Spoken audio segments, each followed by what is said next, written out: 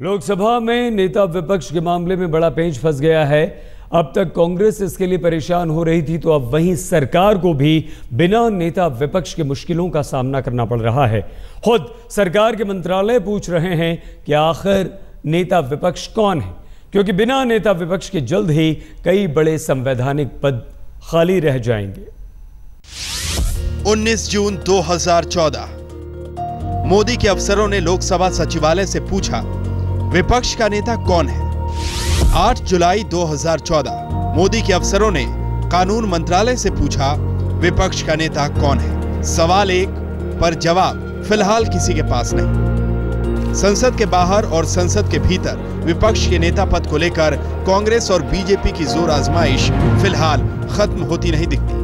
कांग्रेस और बीजेपी के टकराव का अंत कहां होगा, ये तो किसी को नहीं पता, लेकिन नेता विपक्ष के मुद्दे पर मोदी सरकार के मंत्रालयों में जंग जरूर छिड़ गई। प्रधानमंत्री के अधीन आने वाले कार्मिक मंत्रालय ने कानून मंत्रालय से नेता विपक्ष का नाम पूछा। कार्मिक मंत्रालय ने तमाम बड़े संवैधानिक पदों की नियुक्ति के मसलों में नेता विपक्ष की सहमति को जरूरी करार दिया। मंत्रालय ने यह भी पूछा कि मौजूदा लोकसभा में नेता विपक्ष का नाम अब तक तय नहीं हो पाया है, लिहाजा ये साफ किया जाए कि नेता विपक्ष किसे माना जाए। क्या सबसे बड़े विरोधी दल को नेता विपक्ष होना चाहिए, या फिर विपक्षी दलों के सबसे बड़े समूह के नेता को यह दर्जा दिया जाए। दरअसल कार्मिक मंत्रालय को इस बात की चिंता है कि आने वाले समय में कई बड़े संस्थान और विभागों के प्रमुख रिटायर हो रहे हैं और नए प्रमुख की नियुक्ति के लिए कहीं संवैधानिक संकट न खड़ा हो जाए। मुश्किल ये है कि बिना नेता विपक्ष की सहमति के इन पदों पर किसी को बिठाया नहीं जा सकता।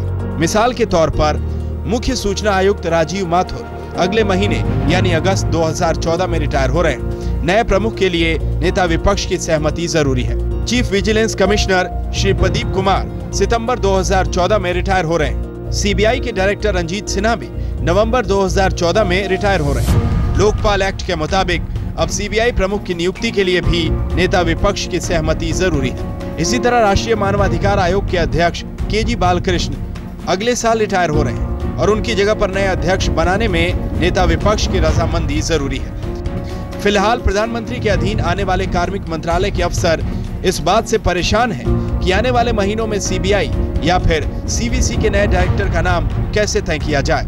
दरअसल सबसे पहले जब अफसरों ने लोकसभा सचिवालय से नेता विपक्ष के मुद्दे पर तस्वीर साफ करने की कोशिश की, तो लोकसभा ने साफ तौर पर यह कह दिया कि अभी तक नेता विपक्ष का मसला तय नहीं हो पाया है। इसके बाद ये भी सवाल अफसरों ने कानून मंत्रालय को लिखकर भेजा।